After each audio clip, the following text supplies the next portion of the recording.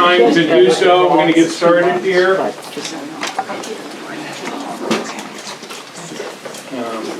this is better than church.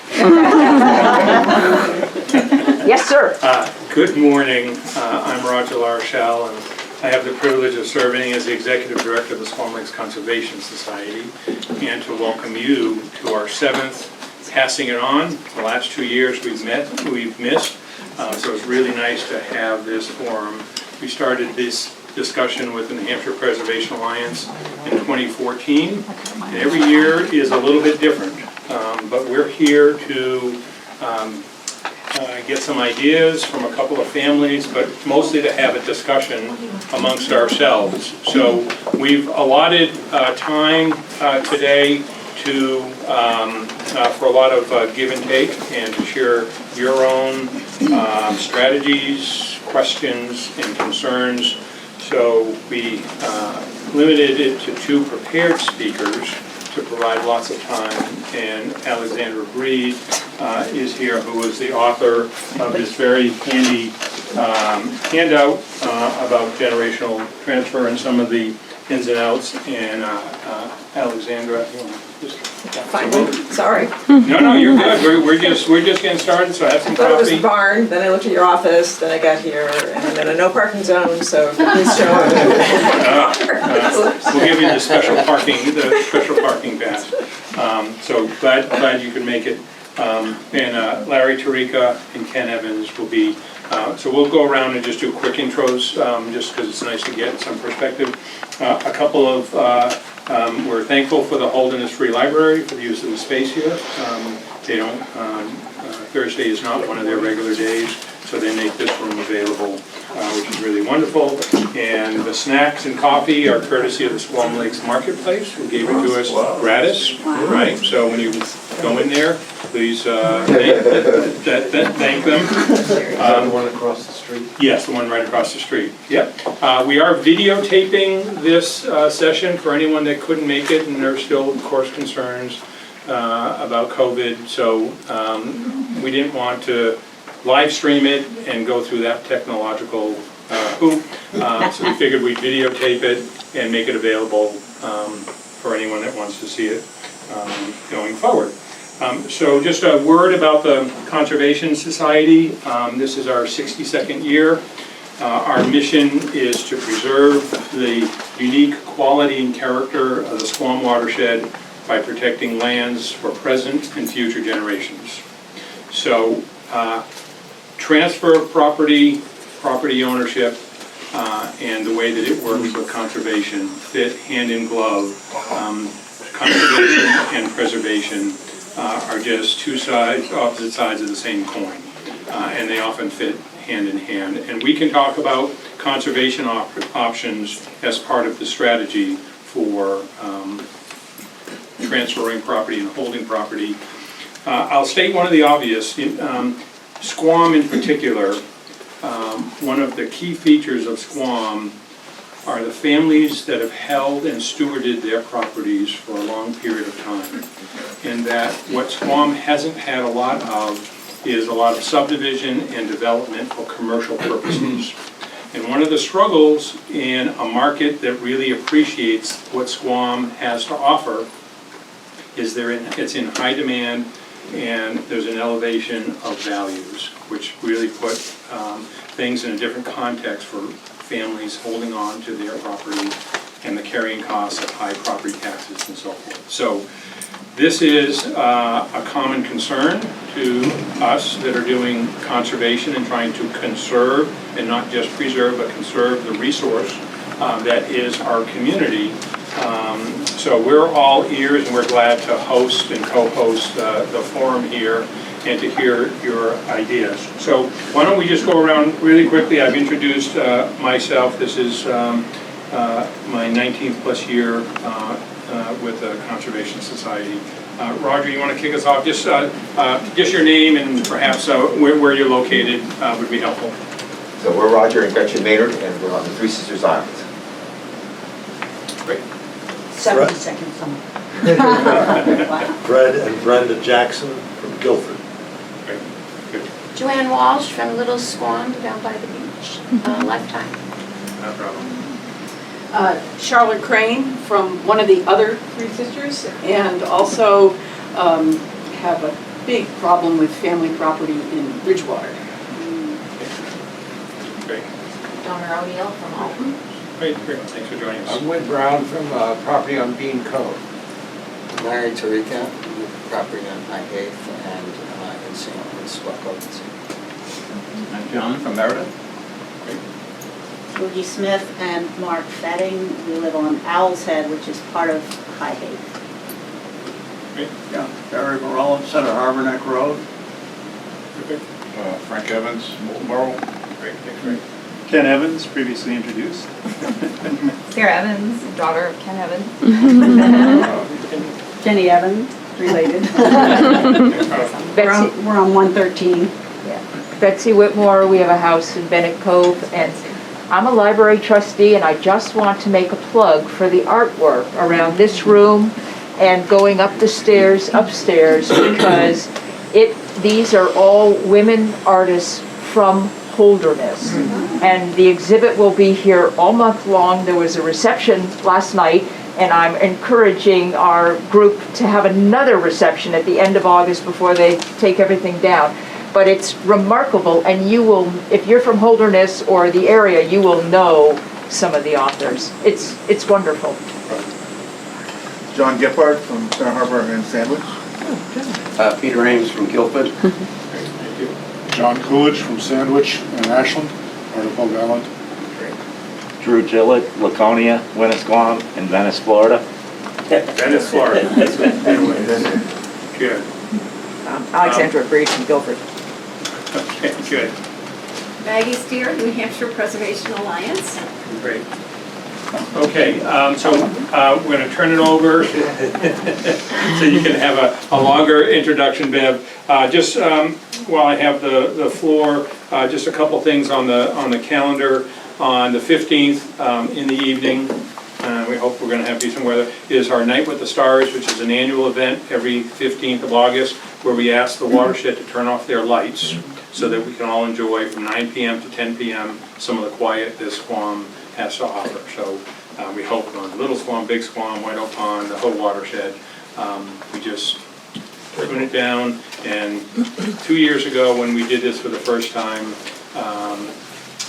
Chris and Martha Grant's son proposed during that period. So it's a really special event. So just think of all the things that you can do out on your porch or your patio or your dock.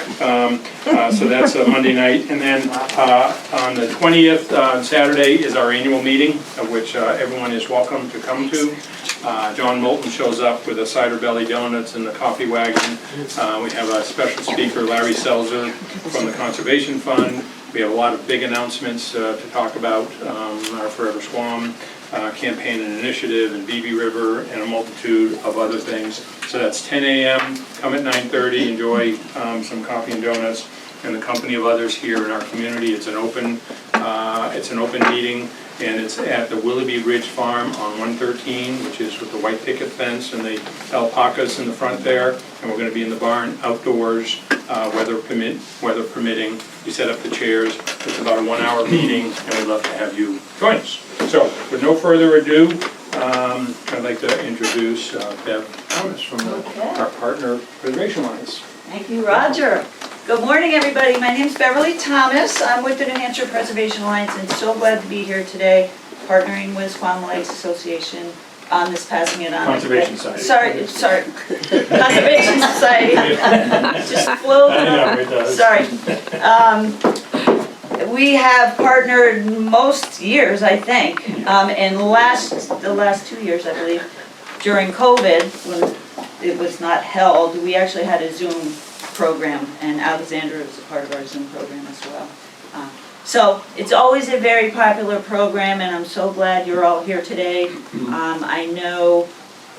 I see some very familiar faces, members of the New Hampshire Preservation Alliance. Thank you for your membership, and I encourage you to join to support our work if you're not yet a member. And thank you, Maggie, my colleague Maggie, for joining today. Maggie's a part of our development team. If you would like to speak with Maggie afterwards, we do have a resource table here with books we're selling and some handouts. For those who may not know, the Preservation Alliance, we're the statewide nonprofit historic preservation organization. We work with property owners all across the state to steward, save, or revitalize your special historic property. And it's great to see so many people here today with wonderful historic properties that you're very concerned about their future. Today's topic is really important to us. We think of old camps and cottages and farmsteads as somewhat of an endangered species. And we're eager to help families with the stewardship, preservation, and transition if it has to go to the next generation or even a new owner. We help with that. We also do have preservation easements, which actually preserves not the land, but the buildings themselves. So happy to talk to you about that if that's of interest. Sometimes if a family is very concerned about their property, know they have to sell it, they actually put it into a preservation easement first before the transition happens. So again, thank you for joining today, and thank you, Roger, for the partnership. It's great to be here. Maggie and I will be at our table afterwards, happy to answer any questions. And my card's here, so if you have any questions in the future. I know I spoke with quite a few of you today about barn preservation. We have a barn program at the Alliance, and I actually run that, so happy to talk to you about that as well. So thank you all, and look forward to the discussion. Okay, well, we're only 10 or 15 minutes into it, and I already made a big faux pas. And that was to introduce or to thank the person that really pulled this all together, which is our communications and development person, Denise. Thank you, Denise, for coordinating the whole thing, and apologies at not recognizing you. And also one of my workmates, Doug Hill, who's here. Good to see you, Doug. And, we've got a very busy afternoon for you. There are all kinds of things happening. We're going to move right to our speakers, starting with Larry Tarica. Many of you know Larry, and if you don't, you should, because he's just a real ace of a person. As he said, he owns property on High Haith, the old Siri place, and off of Jimmy Point Road.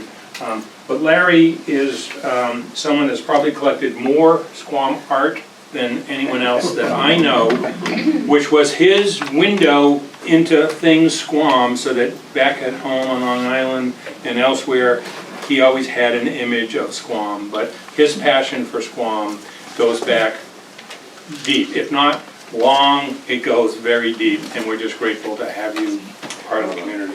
Dr. Larry. Hello. Come to many of these meetings, so it's really a pleasure and an honor to be able to share a few thoughts at this one. This is my 53rd year on Squam Lake, which for many of my friends and for others here, still qualifies me only as a rookie, which is a testimony actually to the commitment of passing it on in this area. I was brought here by my dearest friend and college roommate, Jim Marshall, whose family came here first in the 1930s, and whose mom and dad met on the steps of the Playhouse at Rockywood. So Jim and I together raised our children and our grandchildren here on Squam Lake, and it has been an extremely special and wonderful experience. I'll share a little more about that. We freeloaded on Marshall Hospitality for about 20 years, and then our dear friends, the Spears, took pity on us and rented us their camp in Squaw Cove for about a dozen years before we started finding places of our own. We have 3 properties on the lake and a boathouse at River Edge, and we're looking for more places because we have a growing family of people who are deeply committed to the Squam ownership. Squam is the place where our family learns the real connection between family and land. It's here that we together study and learn nature and family and community and responsibility. And so it's a remarkably special place to us. We look at our properties as a stewardship, not an ownership. And our children fortunately agree with us and buy into this concept and understand that their responsibility is to make sure that we do everything possible so that every generation that comes after them has the opportunity to be here. In fact, in Derek Brereton's book about Squam, the sociologist who was here a number of summers, he posited that that in generational property, it is the first generation that doesn't take care of the property is the last generation that has the opportunity to do so. And our family feels strongly about that. So we started to put our heads together about how to try to organize that on a longer term basis. We came to meetings like this. We've read a lot of the books that have been presented by these organizations. We met as a family many times. We spoke to advisors, and we went through lots of iterations of concepts and documents. And I'll share a little bit about where we are now, but I would just like to say that we consider this a living process, and we're here today, I'm here today not just to present our ideas, but to learn even more and to see how we could do things even better than we have them organized now. But we're at least happy that we're at a place where we think should anything happen earlier than we hope it will happen to my wife and me, that things are a little better organized. So we set this up with 2 structures and 3 documents. The first structure is that each of our properties is owned by an LLC. That LLC for each property has very specific outlines about how the property is to be managed, how decisions are made, and some more specifics, like for example in our case, different from other families, we've included a prohibition on renting. The second set of documents are trusts that will own the shares in each LLC. In our case, we have 2 daughters and 2 wonderful sons-in-law and grandchildren from both. And so we have 2 branches, and we set up 2 branch trusts. And each branch trust owns 50% of each of the properties. And like the first set of documents, the second set of documents have outlines and restrictions, for example, on the transfer of shares, within family, deep discounts, and prohibited to be shared outside of family. And finally, we have, one other thing. Those trusts are also funded with extra capital to be invested for the maintenance of the properties. And so what we did was we tried to project out with no certainty whatsoever what the maintenance and expenses might be for our respective properties over a long period of time. And we've attempted to fund those trusts with sufficient funds to be invested to pay those expenses. We can't do so forever, but we at least could do some projections, and we were fortunate enough to be able to allocate some money to do that. Finally, there is a third document. It's a document that is a governing document of Pam and my wishes. Some of those things are required and included in the first set of documents, and some of them are not actually required, but at least expressions of our hopes and our wishes. And I'll give you 2 examples. One is that it is our desire that if the family is unable or unwilling to maintain any of the properties that we own here, that they not be sold for personal benefit, but rather donated to conservation. So that's one premise that we've included. And the second is that our long-term support for many of the wonderful organizations here, like SLCS and SLA and RCT and Science Center and Marine Preservation Committee, etc., be continued on an ongoing basis at least the levels that we have done to this point. So those are not requirements, but they are expressed desires from us, and there are others in our document that we hope future generations might read and might be guided by. And some of those things were originally part of the restricted documents I said earlier that we created. And we were advised to create just a tad more flexibility than we originally had identified. And therefore, we've included them in desirous documents rather than requiring documents. What do you call that document? It's our philosophical governing statement. And it's from Pam and me, and we drafted it in the hopes that it would, fortunately, our two daughters and our two sons-in-law, they're on such the same page with us that we really don't have to worry that they might want to continue this. But we hope that in the future that our grandchildren, and we're fortunate enough to have great-grandchildren, that they will view this and hope that if it doesn't bind them, at least that it guides them. That's another way to think it. That's great. So, and I would say that the largest issue for us, I think, along the way that we learned through this process was the simplest, commonest thing that guides both families and all relationships: respect, cooperation, and a sense of responsibility. Once we kind of grounded the process in those principles, it was pretty easy, frankly, to get through the rest. And so that's a little bit of our background, and I hope we're going to learn more and hopefully improve it as we go down. So it was just you and two daughters? Yeah. Well, it's an interesting question about us and two daughters. I'm very fortunate that our family, my brother's family, and my wife's family rely on me for some efforts to help manage their affairs. And in all of these families, we have many children who have, many people who have spouses who are not blood family members.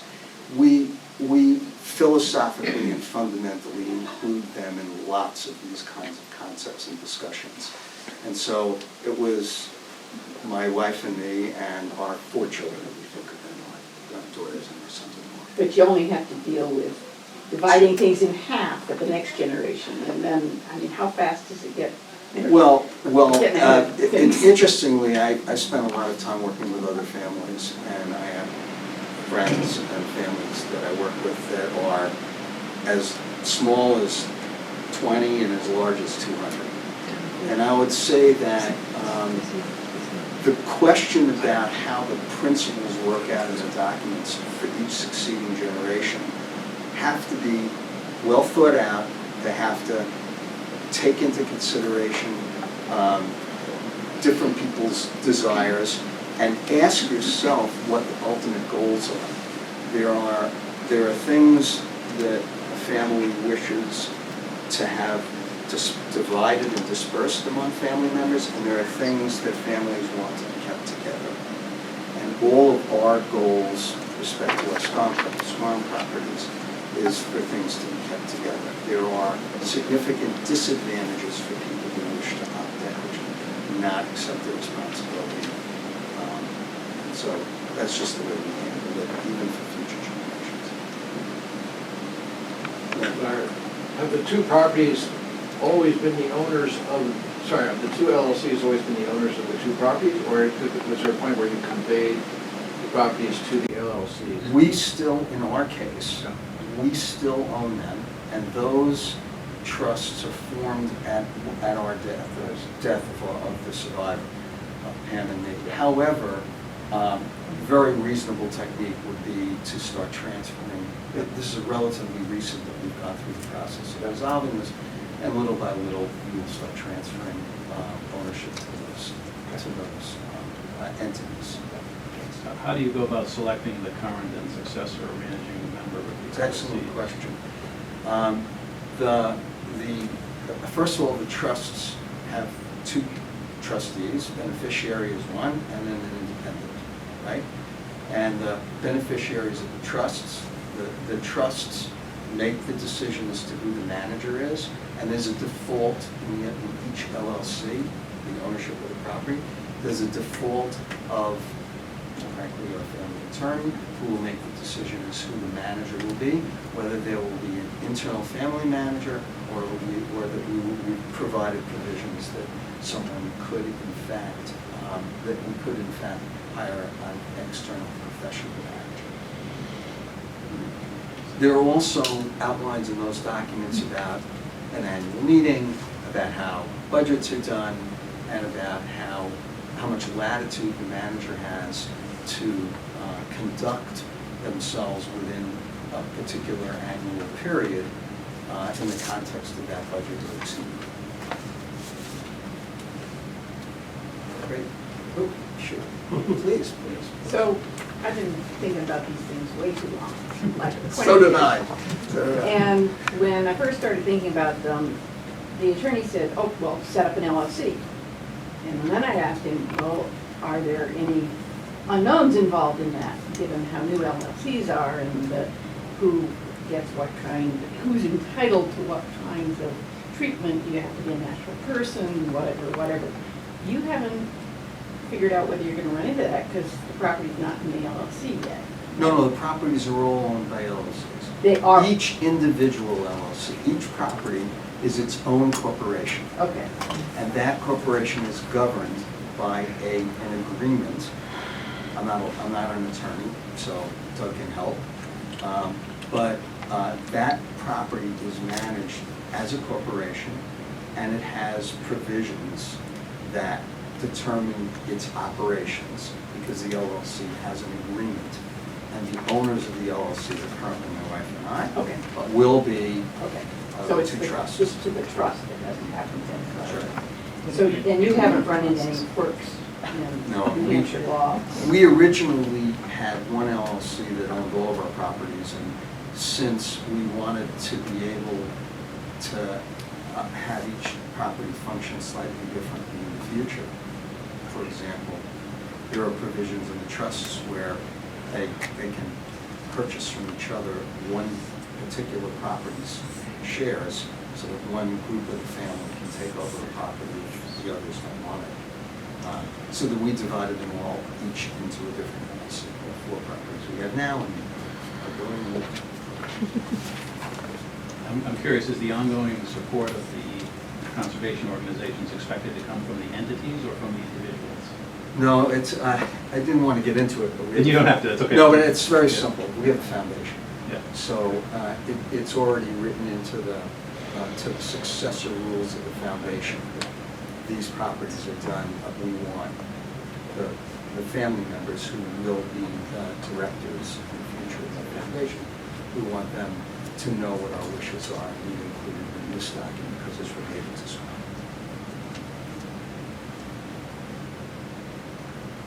Great, sorry it took too long. Wait, no, go ahead, sure. What do you do with the next generation when the numbers aren't even anymore? When the kids don't all have the same number of kids? Is there no way to cash in anyway, and so all it is governance? But even the governance can be a real... It's an interesting question, and I'll describe an alternative concept, not ours. My wife's grandfather had 2 children and 4 grandchildren, but they were uneven, right? 1 and 3. And the way he philosophically went about that is he left half of his estate to his children, and he left half of his estate to each of his grandchildren. So it didn't come out equal, right? And that was his way of working it out. In our case, we didn't take that approach. We have 2 branches. We look at our family as having 2 branches. And those branches are, and it's one family, not 2 families, but one family with 2 branches. And so the equal ownership of the future, or the responsibility, frankly, because they don't get anything for this, except the responsibility of taking care of these properties, right? So we determined that the appropriate responsibility was by branch, regardless of how many people ended up in each branch. That was just our approach, but there are many. Anyway, thank you for letting me share. Really good work.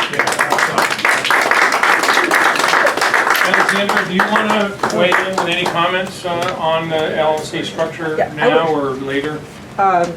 No, I I think, why don't we go through the program Yeah. as you determine Okay. it? I just would be curious, Larry, maybe you don't want to share this with us, but are your sons-in-law, did you do it by bloodline, or did you include your Bloodline. sons-in-law as owners and/or users or occupants or? They're very involved in lots of things Discussion. that are family. Yeah.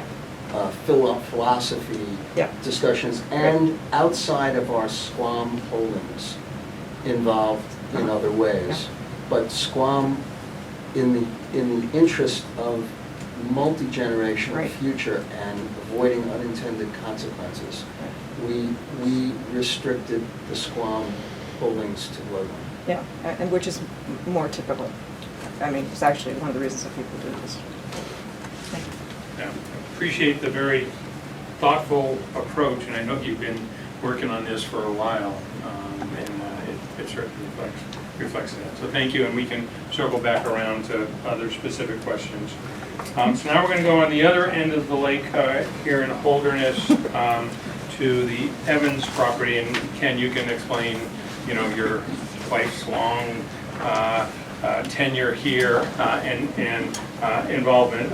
Ken serves as one of our directors. He chairs our stewardship committee, and he's also been attending these and thinking about this process for a while. So Ken Evans.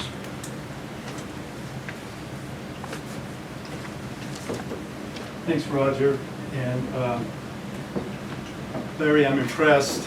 I only hope that one day that our family can be able to stand up here and say what you've done, which sounds like a wonderful solution for your family. I must admit that I cannot stand here and say, here's exactly what we've done, because it's a little bit different. We're still in this process. The last time we had this meeting, or one of the last times we had this meeting, I got up and I said, look, I entered into a discussion with our 3 children and their spouses about passing it on. And the horrified looks in their eyes were incredible. I mean, they stared at me and said, Dad, where are you going? You can't leave? Yeah, you have to be here to take care of this. That, I don't think COVID had anything to do with it, but that shut down conversation for the last 3 years. Okay? But now we've introduced the 5th generation of our family to the lake. Our grandchildren are 7, 9, and 3. We have 5 of them. They've spent practically all summer this summer kayaking and swimming and boating, hiking, and now it's time to begin having some of those discussions, and in fact we have been having those discussions. If you look at the map between Finister Point and Mooney Point, there's green here that's conserved. This little white speck right in the middle is our lake house. And we also have property, a second property on the other side of 113, about 19 acres between 113 and the old highway. So in terms of my journey toward passing it on, I'd like to touch on 5 points today for you. And they may seem unrelated at first, but bear with me. First topic, a small farm in western Pennsylvania in the early 1800s. Second topic, a brief Ken Evans, non-intellectual discussion about the history of inheritance. Third, I'd like to talk a little bit about the difference between fairness and equity. Fourth, I want to touch on the difference between why exactly an asset is not necessarily an asset, and what is the difference between an asset and a liability. Simple concept, but bear with me. And finally, let me talk a little bit about my family history here at SQUAM. Now, to begin, my great-great-grandfather, Caleb Evans, owned a small farm in western Pennsylvania in the early 1800s. Caleb's ancestors came here in the early 1700s at the invitation of William Penn to say, all you Europeans, especially my Caleb was from Wales, why don't you come here and help us settle western Pennsylvania? Caleb died in 1860. His wife Anna passed before him in 1856. When he died, Caleb had amassed a farm of a little over 100 acres and a sawmill. It consisted of forest property, farmland, and as I said, the sawmill. Now, what's the relevance to this historical tidbit from my past? Caleb and Anna had 14 children. 12 of them lived to adulthood. 5 were male, 7 were female. Now, Caleb was smart enough as a farmer to have a will. In his will, he left 25% of his farm to each of his 4 boys. Yeah. The 5th boy got the sawmill. Girls, the women, got nothing. In fact, of the 4 boys that inherited farmland, 2 of them decided a couple of years later that they needed to head west with a daughter and her family. They eventually, after many months, probably years, got to Iowa, where the trade-off in farmland was much greater, of course. It was a good move. And of course, that's where my roots are today. But the question I have here is, let's think about this, was it fair to the women of the family that the boys inherited all of the land? Second question, was it fair that the land was split up so much that it wasn't enough to raise a family on their own? So hold that thought for a minute. And from my brief Google research, it seems like the history of inheritance is about as varied as the cultures that are around the planet, right? But one of the basic similarities in all culture is that inheritance seems to pass to family members. Now, in some families or in some cultures, the oldest son. In other cultures, the youngest son would inherit either all the property or a significant larger percentage of the property. But over the years, and if you kind of go through the Britannica explanation of the history of inheritance, the concern was always that if we leave a property equally to all of our heirs, eventually, especially real property now we're talking about here, eventually there's not going to be enough property to raise a family. So that became a real concern. So I guess the point here is that maybe Caleb and Anna, there was some method to their madness of not dividing their property at least 12 ways. So perhaps now let's look at the concept of fairness versus equity. So fairness is largely defined as being impartial and just treatment or behavior without favoritism or discrimination. We've all heard, okay, my role in this is to ensure that fairness is to all parties. And in terms of distribution of things, fairness relates to equity versus equality.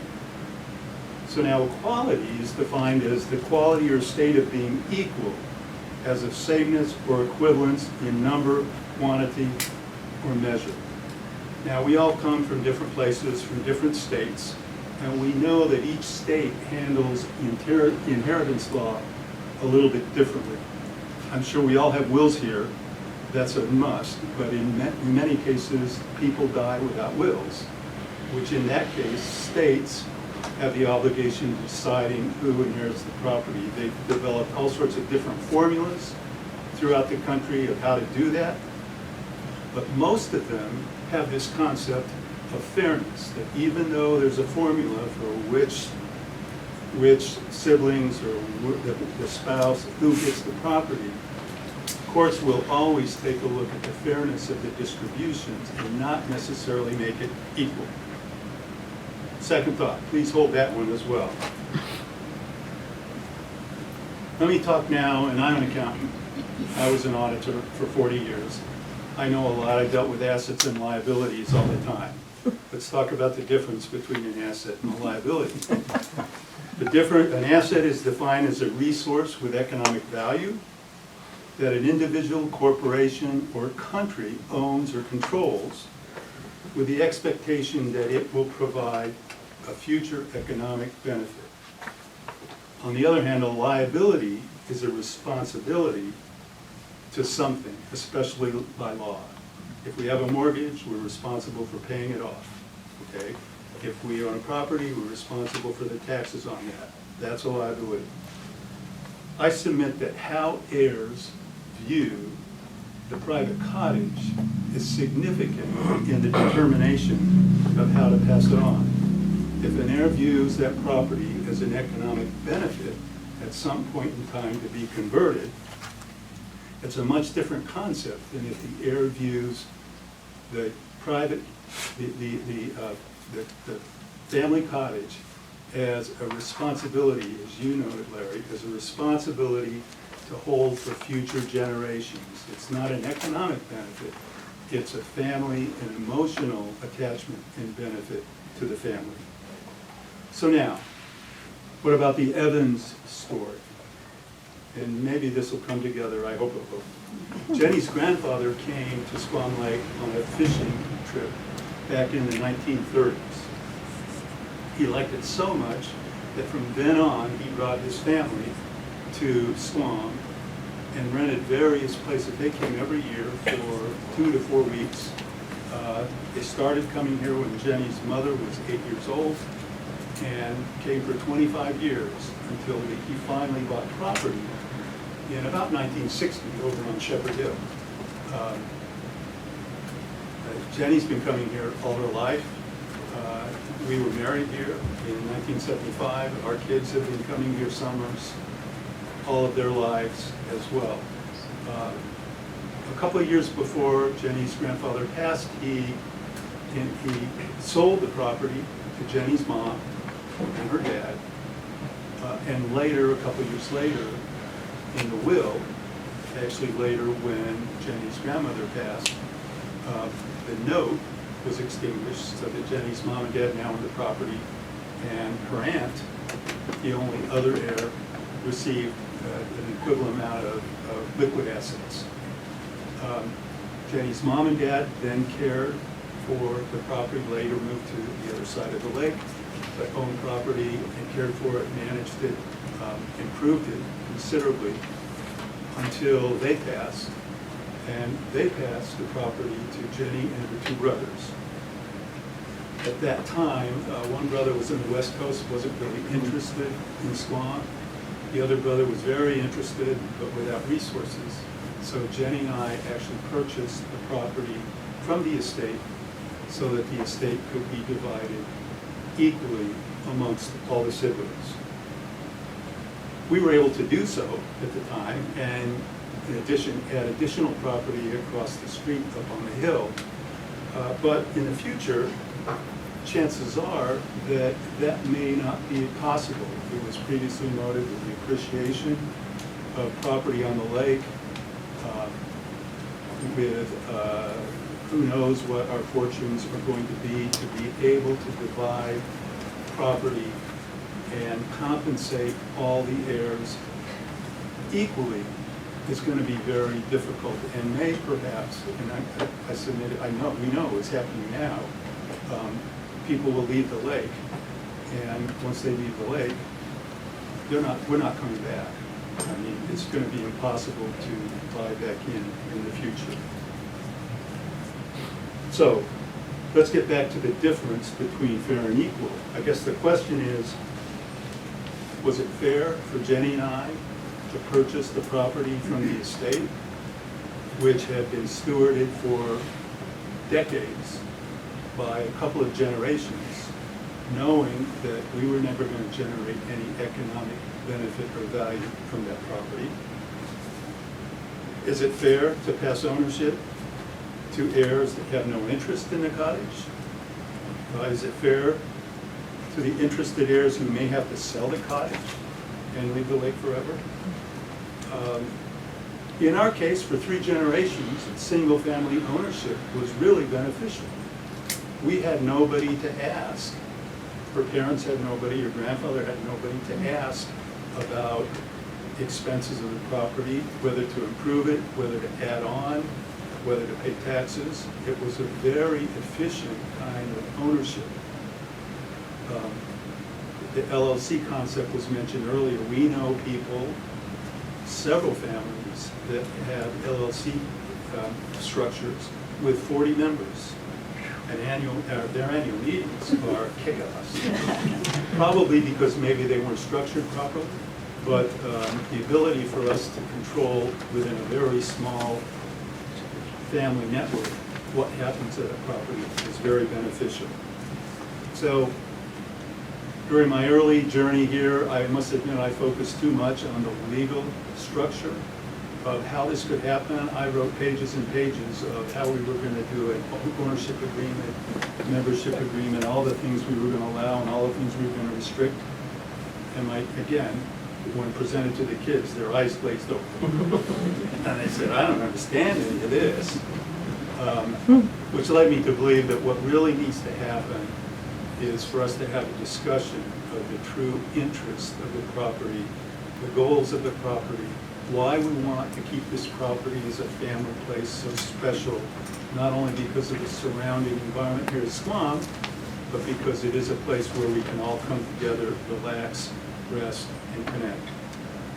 So, now to my current plan. First, determine the interests of my 3 children. Is it something they really want to buy into? Do they have the same fervor that Jenny and I did, that her parents did, that her grandparents did, to keep this property together? And once done, for the child or children who are interested, obtain an agreement that the property is a liability. It's a responsibility, and in your case, Larry, never to be sold. But even more than that, it's just something they're responsible for future generations. And then leave that property to that child or those children. If possible, leave a small endowment to cover expenses in the future for several years until they can get their acts together. They know what's really going on without mom and dad helping make the decisions. And divide the other assets, whatever they may be, real property or liquid assets, divide those equally amongst the 3 children. I'd like to obtain some assurance that the property, because it's been completely inherited without cost, be shared with immediate and extended family members, no matter the ownership position. We've been able to do that, as were Jenny's parents and her grandparents. You know, our relatives, Jenny's brothers, my brother and sister come here often, and we welcome them. And once that legal structure is put in place that would cover all this, hopefully that could be used as an example for future generations, either put in place for future generations or held up as something that they will respect and follow. I don't know if any of these ramblings made any sense to any of you guys, but in preparing for this session, it's really been beneficial for me because it's brought to mind another important concept that has been spoken of so often in these past sessions, and that is to not delay, to do it now. Because after all, we don't know in anything estate planning, we don't know how long we have to be able to get it done, right? So, situation may change in the future, but that's okay, and we'll deal with it when that comes. And hopefully, one day I will be able to stand up here like Larry did today. After all that, I'm sure we're not done, but at least we started the conversation, and I'll be able to say, look, we got it done, and here's what we did, and everything's okay.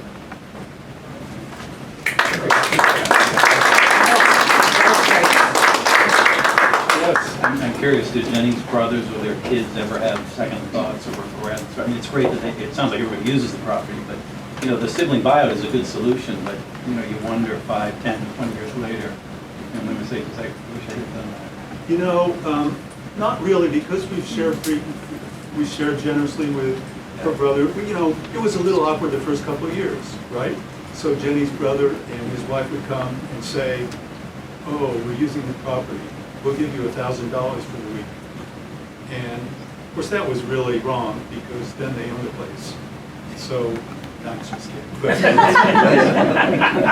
it was just awkward. So after that, we said, no, you just come, you know, buy me some scotch, you know, fill up the boat for gas. While you do some chores, we haven't painted a fence one year, and it's been fine ever since then. I'll tell you who's regretful. In 1980, when Jenny's parents moved to Livermore Cove and bought that house, they bought it from a family by the name of Downs. And we actually owned the house outright after Jenny's mom passed in 2007. Every year since then, about this time of year, a pontoon boat with 10 or 12 people comes rolling into Livermore Cove. If I'm usually outside, it's coming right from my dock. And so I go out there and I look, and they kind of stop, and I go out on my dock and they say, oh, hi, I'm just showing my relatives where we grew up. And I said, you must be Downs. And the guy said, yeah, we are. And it's happened every single year. And, you know, they're never coming. They rent for a couple of weeks, I think, somewhere else on the lake. But they regret that their mom never sold it. Yes? Well, what about long-lost cousins? We know where all of their cousins are. They know where you are. But for the most part, our cousins come.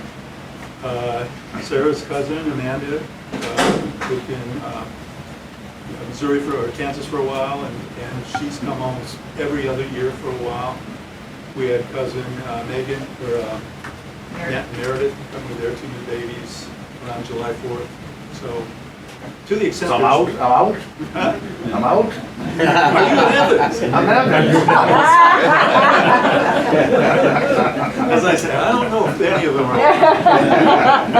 I was looking somewhere. Yeah, the only regret that my cousins, when my mom and her sister then, because my mom's sister said, I don't want to have anything to do with the property, I'd rather have the cash. So my parents then ended up with the property, and that worked great for that generation. But my cousins then had regrets and said, how did we get cut out of this? They weren't privy to the discussion. They weren't included. So I think that's part of it too, is to maintain that discussion with even a little bit to the extended family, to say, you know, your family's getting this, and so this is, you know, that everybody's involved. Because they still come back. They do periodically come back, and we get a phone call and say, can we come stay at the cottage for a weekend or whatever, and they do come back. But they were at first very saddened and upset that they didn't have equal share in it, so. You know, it's interesting, I love your asset versus liability, and it evolves over time, right? So when the kids are teenagers in their early 20s, it's an asset, because I'm going off to work, and they're 20. Then when they're in their late 20s and 30s, they're trying to build a career and start a family, and it turns into more of a liability, and you know, then later on, when they have more time, it becomes an asset. And so decisions get made at those inflection points along the way. It's very complicated. It is. And the cousins who never had a chance to understand the liability piece of it, they only see the asset part of it, and they feel really aggrieved. Okay, pony up, give me the $200,000 that we've spent over the last 30 years, you know? It just doesn't work.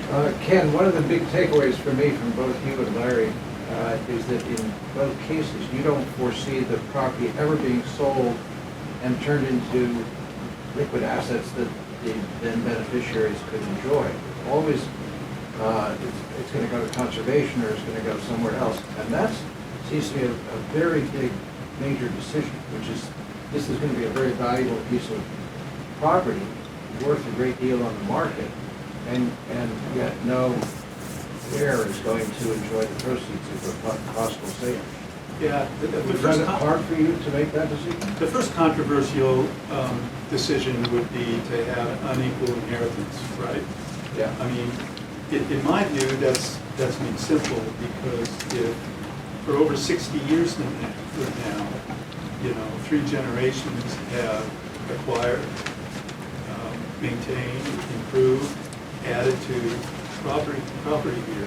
I see, I can't see any justification for feeling that as a younger generation, I'm owed monetary compensation for the work of those prior generations. Other people feel differently, right?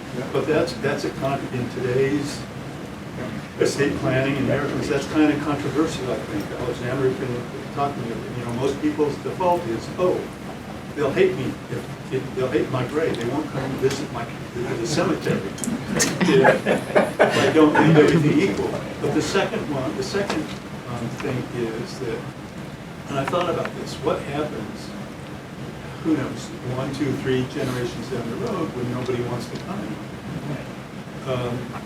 Do we give it to the Conservation Society?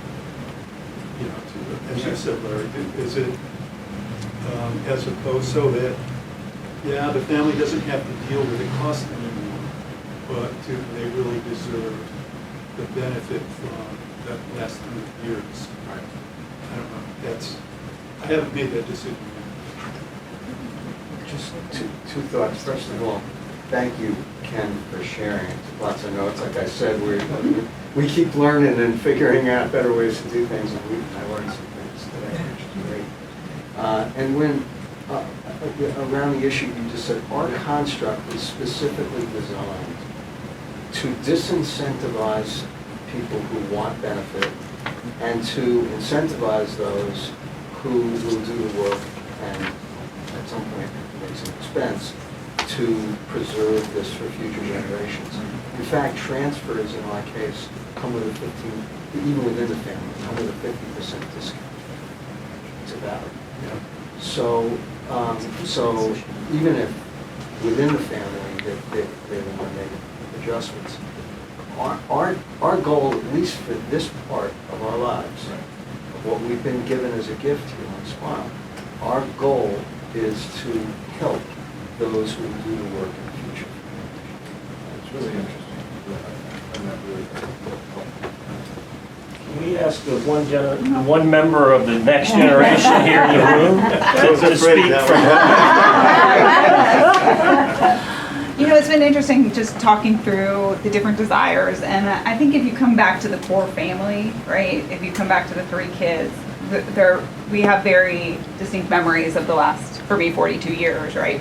And those are hard to share necessarily with other people outside if you haven't lived the 42 years on Squam. But to then bring in the in-laws and their opinions and their different desires and the way that they view the lake, it has been interesting to try to have your own core feelings, but then also incorporate the feelings and your shared expenses with your, you know, I have a new family entity. So just making sure your spouse is on board and the in-laws are on board as well. That's been just an interesting, just having those conversations with my siblings and then having it with them as a couple. Sometimes it's the varying responses about what their desires are and how they see the lake in the future. And then, you know, for my children, I've been here for the last month. So this is the first time I've been able to come up for a whole month with my kids. They're 7 and 9. And it's just been so wonderful to see them doing the same things I did when I was a kid, you know, trying to catch toads on the lake and kayaking and pulling each other and wanting to tube and wanting to ski. So it's been such a joy to have them spend time with Grandma and Grandpa so that they can have the same time that I had with my grandparents. And so that's been very special for me. So for me, I want to pass that feeling to my children so that they are invested and they want to come back here every year.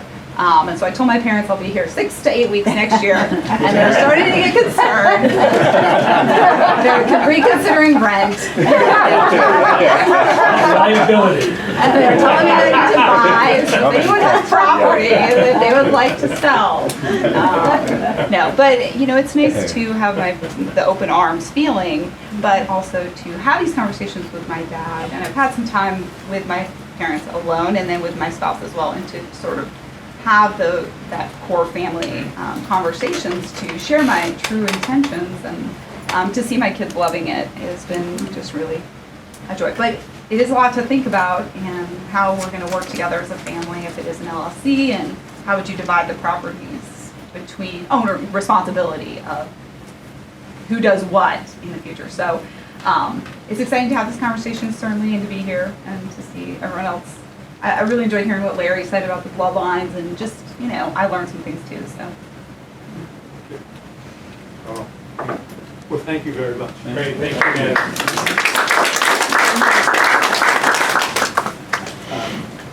So great. You know, one of the other takeaways is this is a process and it's not a formula. So our next perspective will be, you know, a little bit more with background, but kudos to Doug for finally getting Alexandra to officially retire. So it's good to have you on this side. Nothing to do with it, Roger. I didn't have anything to do with Nothing to do with it? I was scared to death of the idea. I knew that energy was going somewhere. I don't know if you want to take a little break before we... How do people feel? Do people want to just keep going? Yeah. Why don't we just keep going, and then we're going to, I think we're doing pretty well time-wise. And, you know, then we'll invite, you know, others to share their perspective, right? Because this is what it's all about. We're all in this together. So thanks for, offering, the perspective and the handout once again. Okay. So just a little bit on my background. My name's Alexandra Breed. We've lived in our house on Belknap Point in Guilford, New Hampshire, on Lake Winnipesaukee for 44 years. I began practicing law in 1974, real estate lawyer for 20 years, sold in real estate, went to law school, got a tax degree, changed careers into estate planning. But the mix of estate planning with real estate is a particularly good background for working with families on family trusts, family real estate entities, whether they're LLCs or trusts, whatever, to hold family legacy properties. That's an area that I've been working on for a long time, along with conservation easement work with families. I prepared this outline that you have. I think everybody has a copy of this, hopefully. A number of years ago, specifically for the Rogers seminar that we have here. Roger. And it goes through a number of issues that have come up over the years. Why are people planning for legacy, what we call legacy property? I'm not going to go through the whole outline today. I'm just going to really concentrate on a portion of it, which deals with family compound trusts. Entities, it's not really an entity, the trust is not really an entity, but I call an entity that seems to work in our minds, on the law firm, the best to organize and manage family properties. So we've heard this morning a number of reasons why families want to consider passing on their legacy property to their beneficiaries. And I love the conversation about economic asset versus liability, responsibility, stewardship aspect of it, because that really encapsulates one of the major issues that families have. There are lots of families that feel that they need to provide for their children equally or fairly or whatever, and therefore there has to be a mechanism. They don't want the real estate, there has to be another mechanism to make them whole with their siblings. So that's a really interesting concept. We heard from Ken Evans' daughter, thank you very much, about the importance of talking with the family and getting the family on board. It doesn't do a lot of good if we end up working with a lot of parents, maybe grandparents actually. But if they're not talking with their children about what their concepts are, what their plan is, etc., it's not going to work. The best drafted documentation, and Larry Kirikos obviously has a very relatively complex methodology that was set up. Good for you for doing that. But, you know, no matter how complex it is and how well done it is and how perfect it is, et cetera, if a family doesn't want to get along, if there wants to be holes made, if people want to be problematic, it will happen. And so really getting people on board is important. And this, as I say, the concept of, do we look at this as an asset of the family that we want to pass on equally, fairly, whatever, to our children or not, is a important one. So there are a lot of reasons you might be motivated by wanting to do something with your family property, not the least of which is what we've heard about today as far as stewardship goes, passing on this tradition, providing a place where your families have come to over the years, have these wonderful experiences, et cetera. You want to promote family values and those traditions. There may be an estate tax reason for doing it. Back in the day, when the state tax exemption amount was $600,000 at the end of the 90s, and properties in Swan Lake were still very valuable then. Well, now, the Swan Lake properties have skyrocketed in value, but the exemption amount is also under both Obama and President Trump has increased dramatically. So the estate tax exemption amount today is $12,060,000. That's a lot for every individual. So that's $24,120 for a couple. 24 million.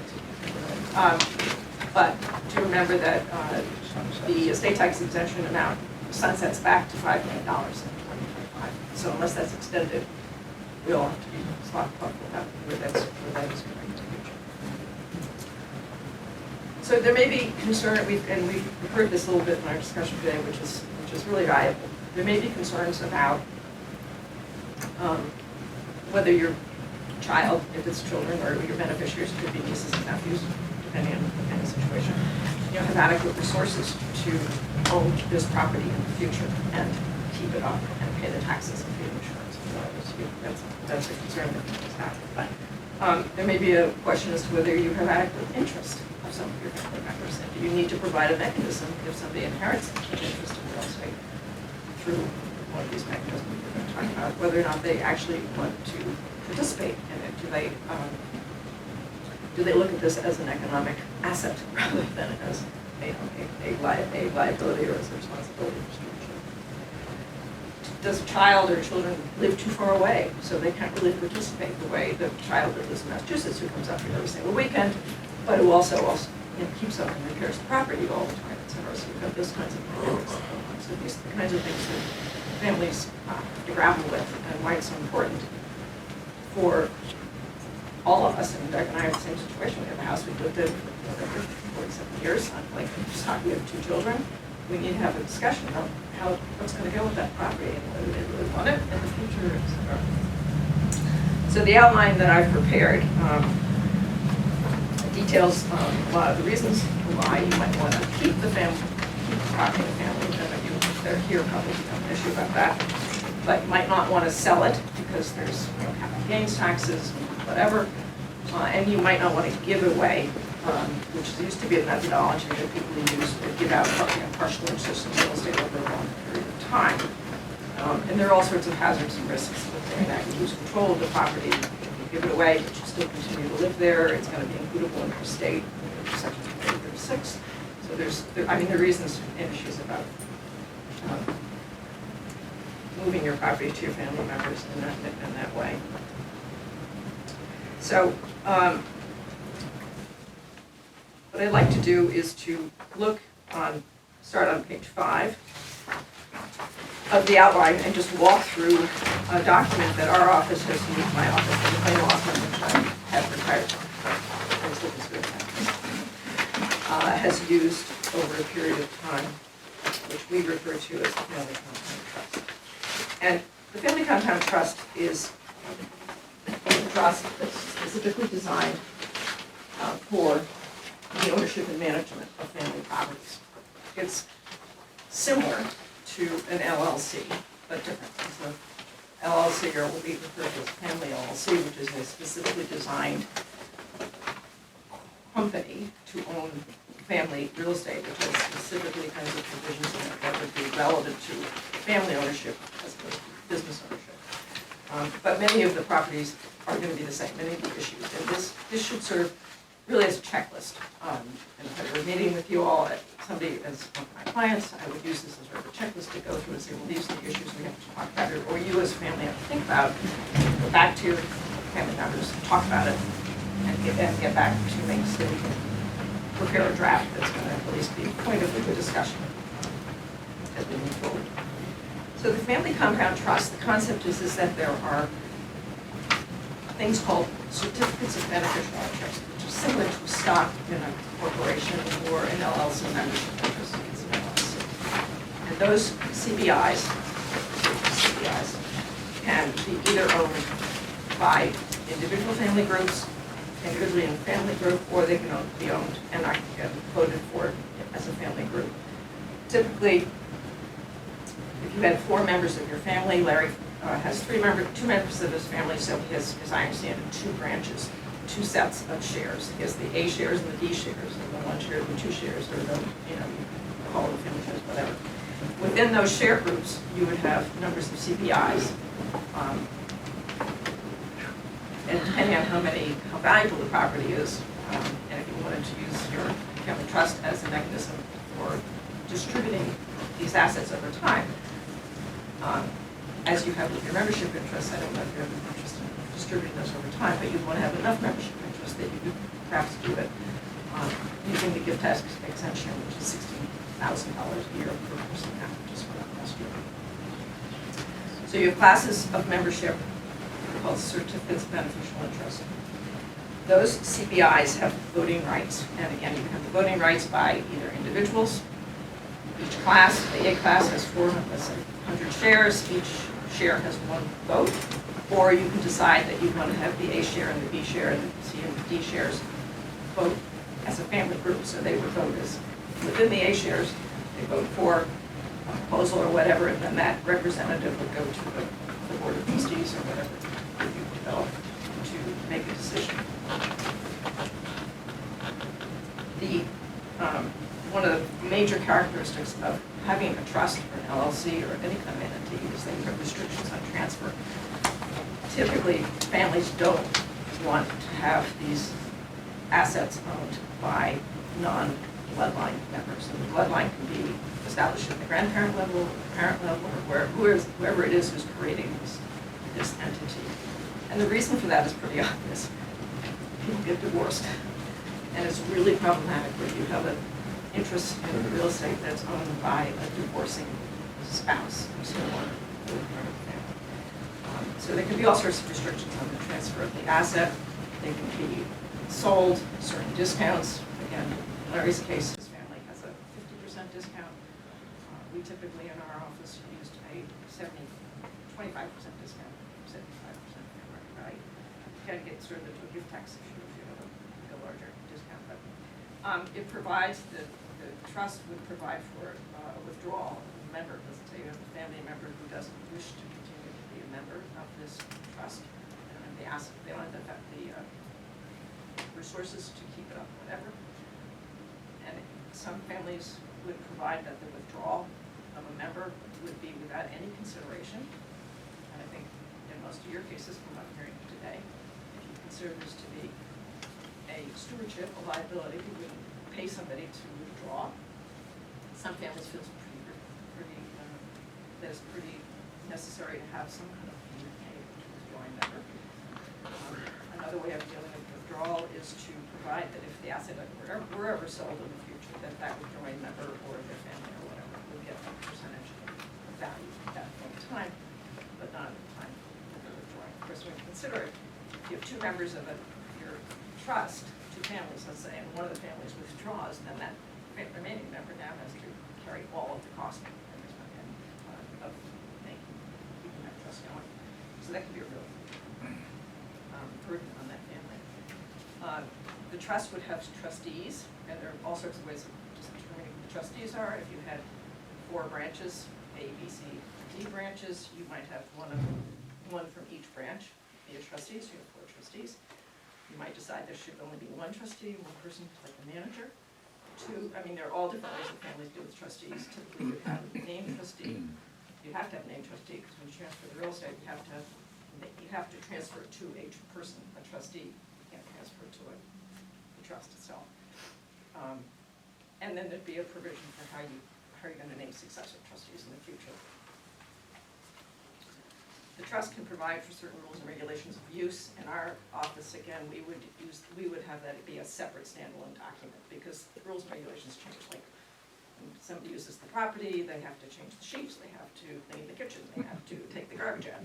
All these kinds of things You wouldn't necessarily want that baked into a document that's essentially irrevocable and very difficult to amend it. The trust provides for methods of collecting assessments, and also for who pays for capital improvements, which can also be a big issue, because again, you have a family that can't pay for the capital improvements, they don't have the assets, they don't have the resources available.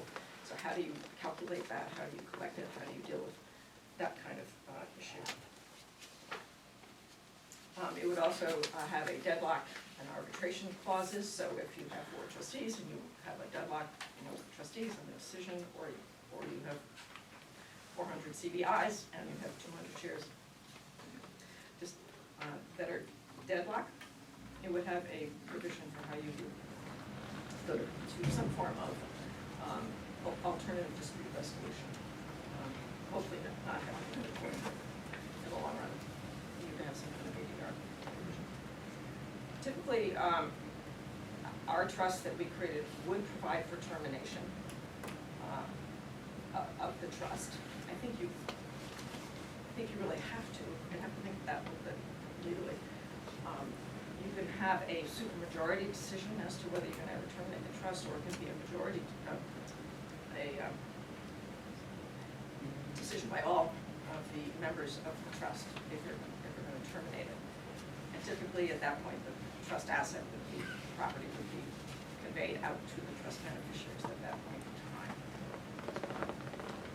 I think, Ken, you mentioned, or Larry mentioned, wanting to control that the asset would be distributed out to some kind of non-profit conservation organization, etc. And I'd have to think a little bit about whether, or who you, obviously, this will think a little bit about whether you can do that or not. It's an interesting concept. So why would somebody create this trust as opposed to other entities for the ownership and the management of this real estate? Well, one thing that's useful about it is that I think the document's very intuitive. I think LLCs are not intuitive. They can be very complicated. They have a lot of tax implications. So I think it works well. The trust works well for families because you can read it and you can understand it, calls for meetings. It's the kind of thing that, as I said before, hopefully you put it on the shelf and you don't look at it again, but it's there to organize those meetings, have votes. If you have a deadline, figure out how you can deal with it, etc. You can gift the CBIs, that is these certificates of beneficial interests in the stock. You can make gifts of them over your lifetime because they're not of record. They're not interests in real estate per se, they're interests in a trust. They don't end up being a recorded document. So it all happens sort of internally. It's like you can give them stock. Real estate interest, you have to record it. So there's a piece of gift which makes it, I think, very convenient. If you have continued, if you were to create a trust in a generation and start making gifts to your kids, etc., your interest in the property has to go down in accordance with the gifts that you're making. So if you were to gift all your interest out 100%, if you continue to use the property the way you always have, it's going to be a problem as far as the estate tax. If your goal is to get rid of this property out of your state tax reduction, you have to enter into some kind of lease, commercial arrangement to continue to use the property. But that's okay, because you and your generation are probably paying for the property costs and expenses anyway. So the fact that you're now paying rent to your kids, let's say, if they're now the owners, shouldn't be a problem.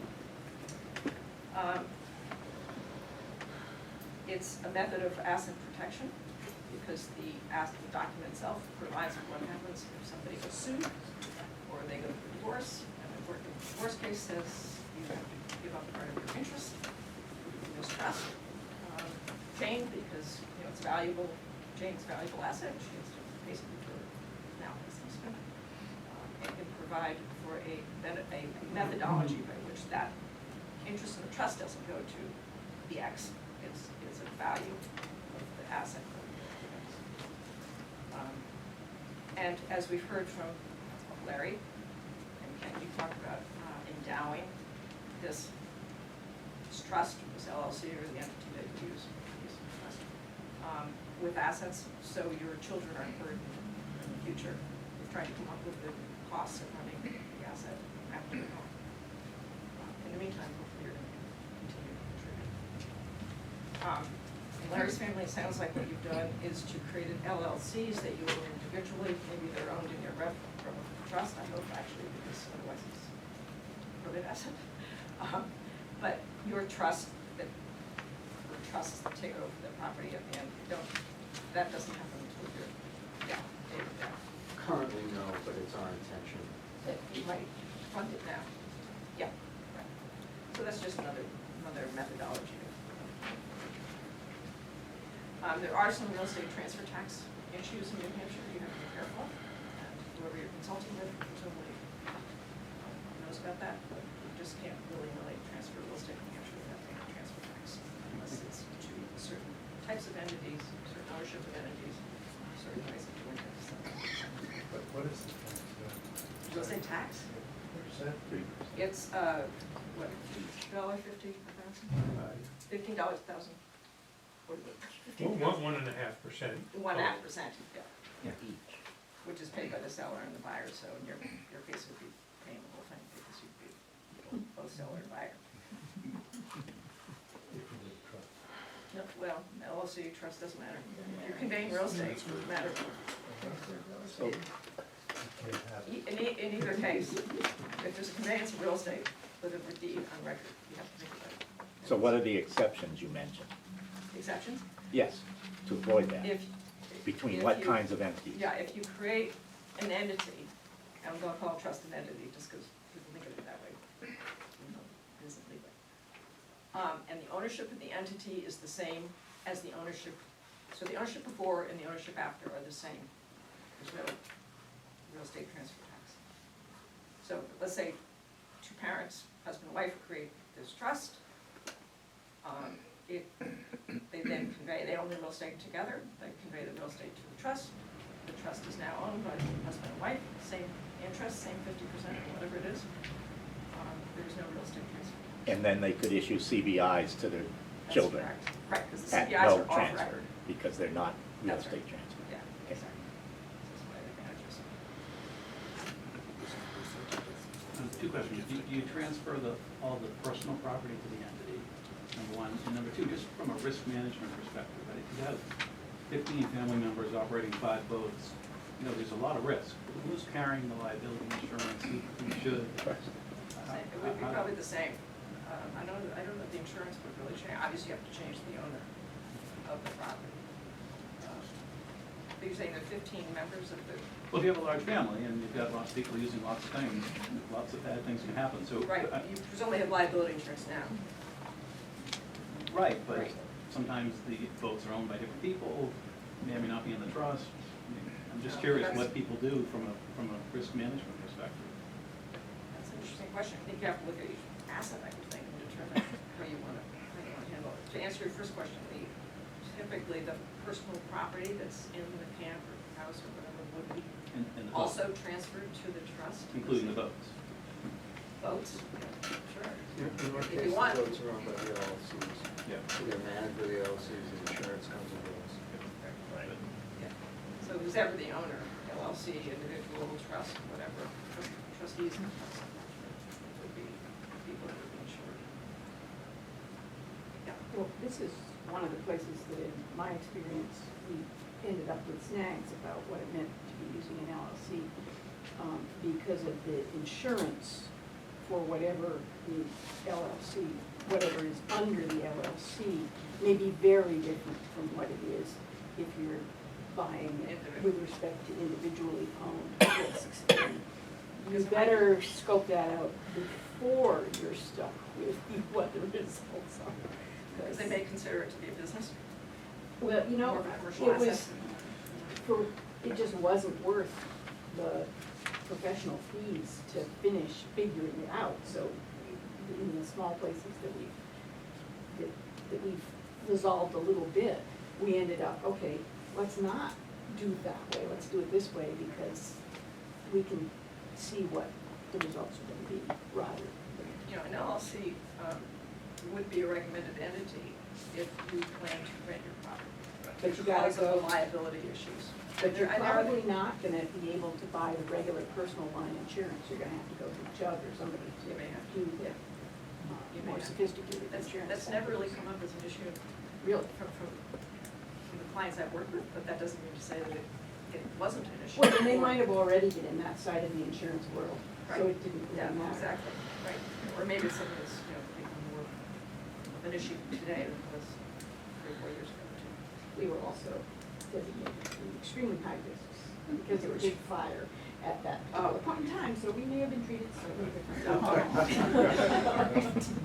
Get rid of the fireplaces. Yes. So you give away, you do the CDIs for a certain length of time, but it hasn't been 100% conveyed. So there's a balance in value. Then. By the original owners, you're saying, but Yeah. the creators of the trust, Exactly. who still owning some of the CDIs, but they've given some away. Exactly.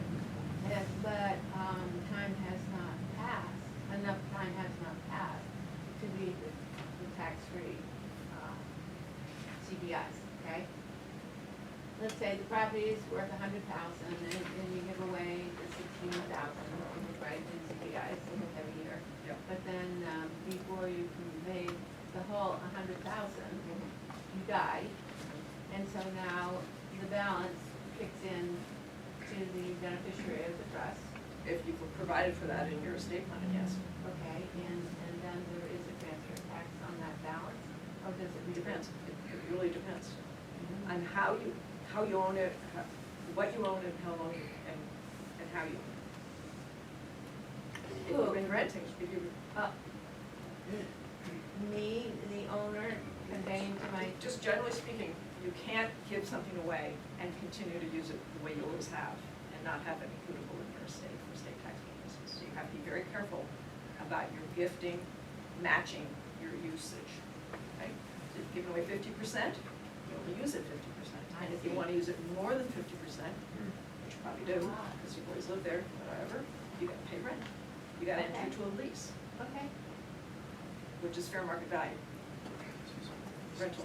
Can you, all right, so, and then you give away 50%, so now you have to pay more rent. Correct. All right? That's right. Okay. Does But that you make sense? paid it during the Yeah, trust. the ownership has to match your usage. Okay. Just keep it, to be a problem. Yes, okay. But the 40% that you die with, you, in theory, could discount that since you Could don't be. own the majority of the property. Could be. That's a good discounted value. What you don't want to end up with, though, is having the IRS say, it doesn't matter how much you own, you used it just the way you did before. So it's not a matter of how much you own, it's the matter of usage. And we're going to pull over to yes. Yeah, there is a concept of discount. Good time to ask about life estates. Life estates, sure. Do they help? Of like, you mean giving the property away but retaining a life estate? The whole value. Or selling? Selling. The value of the life estate, actually the value, took any kind of circumstances, the value, the whole value of the property might be equitable in your state if you retain life estate. It's again, it's a 2036 issue. So no, you're not gonna avoid estate tax. If you're in 2026, if you're under 5 million, you still have a 5 million deductible. Yes, the exemption amount, the estate tax exemption amount is supposed to go back to 5 million, but it's gonna be That's increased. federal.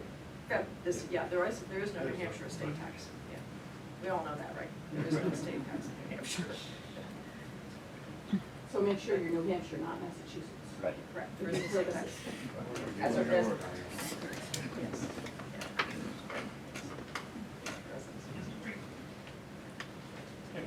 So, you suggested that the CDIs could create governance rights either individually or by family group. Have you ever been involved in trying to limit the number of pieces that the QBIs could be divided into, or the number of people who could own the QBI, whichever way it's easier to think about? And if you didn't, did you ever include a way of designated which person in a family branch has to be the representative. So suppose one branch is totally disinterested, but there are 6 of them. And they might be interested but really don't know, but you can't get them to answer. And your document isn't gonna let you do anything until you've gotten an answer from them. Have you ever tried to specify who in each branch is ultimately gonna be responsible if the branch Like the doesn't? firstborn or the oldest sister, or is that? Yeah, the one with the youngest child, I don't know, whatever. No, the answer is no. No, You you've haven't never gotten to done that that. level of detail, but there's no reason that if, when you create the trust, that you know that this is gonna be an issue, or could be an issue, there's no reason that you can't do that, and designate it. You designate who in the family, you know, the middle person, the median age person, I don't know, I mean, it could be, it could be a lot of ways of doing it. But generally speaking, families that have gotten to the point of deciding to do an entity, whether it's an LLC or family compound trust or whatever, hopefully have gotten to the point where they are on board with the concept, at least of the ownership and the mechanisms by which decisions are going to be made in the future, whether it's by the family group or by individual CBIs. Does everybody understand what I'm talking about there? Does that make sense? The CBIs, so in other words, if you have 4 branches of CBIs, A, B, C, D, and each one has 100 shares in it, and branch A, let's say, is a single woman, not married, doesn't have kids, because it's all restricted to bloodline, right? So at the end of the day, you know, that single woman wants to leave her CBI interest to her nieces and nephews, or maybe some of her nieces and nephews. So if she owns 100 shares, she can, if it's allowed, she can distribute those amongst the other groups, perhaps, if that's what she wants to do. If it's done by family grouping only, then that person would be restricted. Probably that whole share group would go away on her death, because there isn't anybody to inherit from her. So that would be, but that's, and that is an issue that people have. Whether 100 ends up being enough 3 generations And down. then, you know, one family ends up with more shares than another, so now we have the B group having 150 shares rather than 100, and the other groups having less, so I mean, it can be problematic. It can be an issue. So Great. we just have to discuss it. Yeah, so, thank you. And the most important part of her outline is D, conservation easements. And the option that provides for planning for family property, of which we're glad to talk with you about various options. We're in the process, in fact, of receiving a life estate on a property in which, with no heirs, they will retain the right to use the property for the duration of their days, after which time the property will already have been given to us. And then our question as a conservation organization is, do you keep it for conservation purposes, or do you sell it for the asset that allows you to do more of your mission? And that's a decision that will be reached in due time. But we're certainly available and willing to be part of these discussions. We do have a library of books. Doug is on staff, and Alexandra's a phone call away, if that, but I'm glad that you're part of the team. So this is a wonderful discussion, and I hope that it satisfied some of your questions and spurred other thoughts along the way. We're interested in your feedback on this forum, and every year is a little bit different, but thank you so much, Larry and Ken and Alexandra, for presenting and really spurring a lot of thoughts. We have lots of food. Check out the art. We're going to hang around for a while. Does anyone have any parting thoughts or wisdom or anything that they want to share that hasn't been shared? Thank you for doing this. Oh yeah, no, it's our pleasure, and thanks for our work. Great. So feel free to talk amongst yourselves and help yourself to the food, please.